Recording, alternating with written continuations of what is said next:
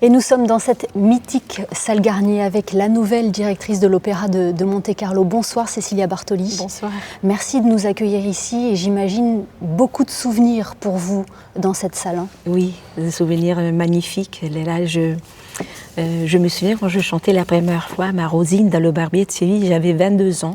C'était l'ancien directeur John Moore qui m'avait invitée. Et c'était un moment, je ne pouvais pas le croire. Quand je suis arrivée dans ce théâtre, j'étais toute jeune. Je me suis dit, mais ça, c'est magnifique, c'est un rêve. C'est parce que c'est la proximité, c'est pas seulement la beauté du théâtre, mais aussi le fait que le public, on est tellement proche du public, on a l'impression de le toucher, exactement. Non, c'est magique. Et l'histoire de ce théâtre, c'est incroyable. Tous les plus grands artistes, ils se sont produits ici, de Chaplin, de Caruso, Gigli, enfin, Tebaldi.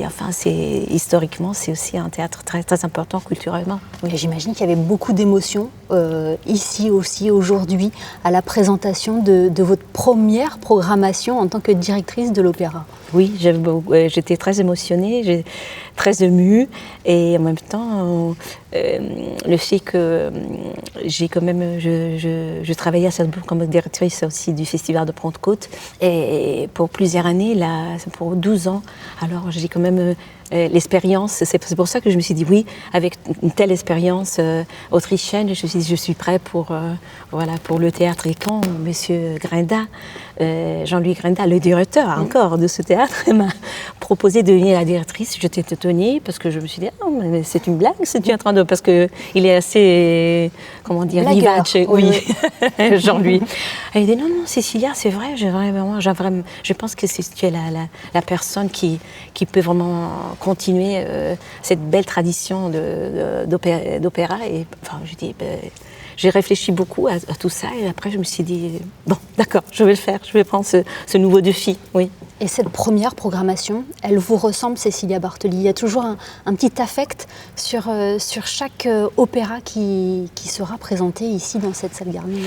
Oui, alors on va commencer avec l'Alcina d'Handel. C'est une œuvre, je pense, la plus belle opéra d'Handel, enfin avec Jules César, Arlio Dante, mais je pense que l'Alcina n'était jamais représentée, l'Alcina d'Handel à Monaco. Alors l'idée, c'est un petit peu, c'est tradition et innovation. Innovation d'un point de vue répertoire, c'est-à-dire de faire des opéras qui ne sont jamais faits à Monaco, à la salle Garnier, mais aussi d'inviter des artistes qui ne sont jamais chantés à Monaco. Et c'est pour ça que je me réjouis de dire que Jonas Kaufmann va chanter Andrea Chénier pour la première fois sur la scène de Monaco. Le Staatsoper de Vienne, ils vont venir avec l'Orchestre Philharmonique de Vienne pour les Noces de Figaro de Mozart. Alors, le Mozart avec les plus grands mozartiens, on peut dire.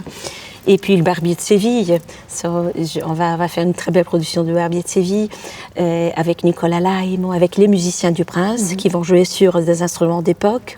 Enfin, il y a plein de belles surprises. Alors, c'était important aussi pour vous de vous appuyer sur les fondamentaux, l'Orchestre Philharmonique de Monte-Carlo, les musiciens du Prince, oui. Le chœur aussi de l'opéra. Oui, exactement. Je pense que c'est très important de mettre en valeur l'importance des orchestres qui se produisent ici, de le chœur aussi, qui sont un chœur magnifique. Chacun a vraiment envie et passionné pour donner le mieux. Voilà.